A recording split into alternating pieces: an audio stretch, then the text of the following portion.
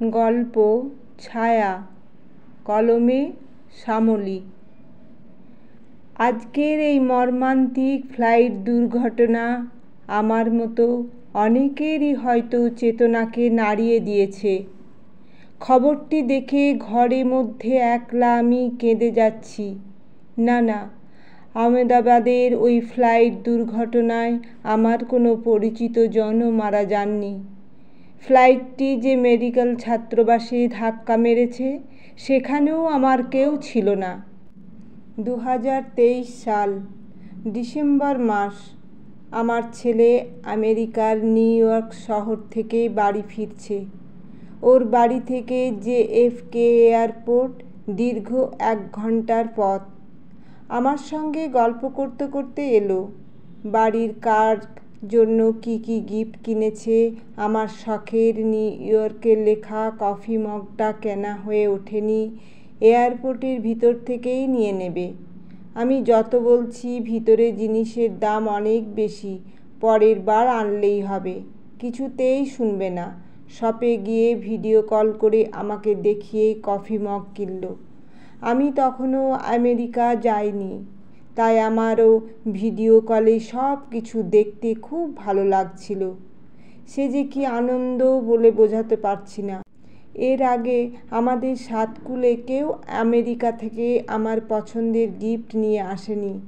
তার থেকেও বড় আনন্দের বিষয়, অনেক দিন পর ছেলে আমার কাছে আসছে।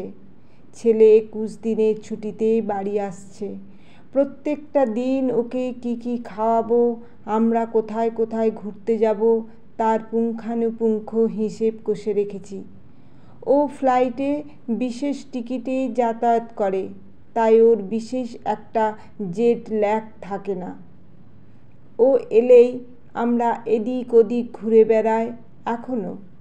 সেদিন ওর সকাল 8টায় ফ্লাইট। আমাদের কলকাতায় তখন বেশ রাত। ফ্লাইটে উঠেও অনেক গল্প করলো। কলকাতা থেকে দিল্লি আসতেই 16 ঘন্টা লাগবে। ফ্লাইটে প্রচুর খেতে দেয়, খাওয়া নিয়ে কোনো টেনশন ছিল না। তাছাড়া বাড়ি ঢুকতে তো ভোরবেলা। তবুও জানতে চেয়েছিলাম বাড়ি এসে হালকা কিছু খাবি তো। সঙ্গে সঙ্গে বলল, একটু আলু পোস্ত ভাত করে রেখো মা। কী রে, সকালবেলা এসে ভাত খাবি? একটু অল্প করে দিও মা। এবার ফ্লাইট ছাড়বে মা, রাখছি, আবার দিল্লিতে নেবে, ফোন করব। 8 ঘন্টা পর আবার দেখি ছেলের ফোন। যখন তার মাঝ আকাশে থাকার কথা। প্রথমে ভাবলাম টেকনোলজি কত উন্নত হয়েছে, মাঝ আকাশ থেকেও কথা বলতে পারছে। তারপর যখন শুনলাম 4 ঘন্টা ফ্লাই করার পর পাইলট ওদের জানিয়েছে যান্ত্রিক গোলযোগের জন্য ফ্লাইটটি দিল্লি না গিয়ে নিউ ইয়র্ক ফিরে যেতে বাধ্য হচ্ছে। এই বলে ফ্লাইটটাকে কোনো রকমে নিউ ইয়র্কের JFK এয়ারপোর্টে ল্যান্ড করিয়েছে। শুনে এক কল্পিত আশঙ্কায় আমি বাকরুদ্ধ হয়ে গিয়েছিলাম। আমার ছেলে আমেরিকায় পড়তে যেতে চায়নি। আমরাই ওকে একরকম জোর করে আমেরিকায় পাঠিয়েছিলাম। ও খড়গপুরে চান্স পাওয়ার পরও যাদবপুরে কম্পিউটার পড়বে বলেই বায়না করেছিল।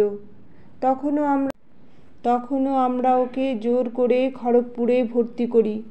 খড়গপুর থেকে চলে গেল আমেরিকা MS করতে। 1.5 বছরের মধ্যেই জব পেয়েও গেল। চাকরি পাওয়ার 6 মাস পর ছেলে এই প্রথম বাড়ি ফিরছে। এর মধ্যে এই দুঃসংবাদ। আমার স্কুল আছে বলে সকাল সকাল উঠে আমি আলু পোস্তর আলুটা কাটছি, সেই সময় ছেলের ওই ফোন। আমি এত কাঁদছি যে ছেলেও হতভম্ব হয়ে গেছে। বারবার বলে যাচ্ছে, মা আমার কিছু হয়নি, মা আমার কিছু হয়নি, সব যাত্রীরাই সুরক্ষিত আছে, তুমি ভিডিও কল করে একবার আমাকে দেখে নাও মা, আমি ঠিক আছি। আজ মনে হচ্ছে সব মায়েরাই যদি এই কথাটা শুনতে পেত। বিশ্বাস কুমারের মতো কোনো এক অলৌকিক শক্তি বলে সবাই প্রাণে বেঁচে যেত, তাহলে সব মায়েদের চোখ দিয়ে আজ আনন্দ অশ্রু বয়ে যেত। ঈশ্বর, তুমি কি আর একটু সদয় হতে পারতে না?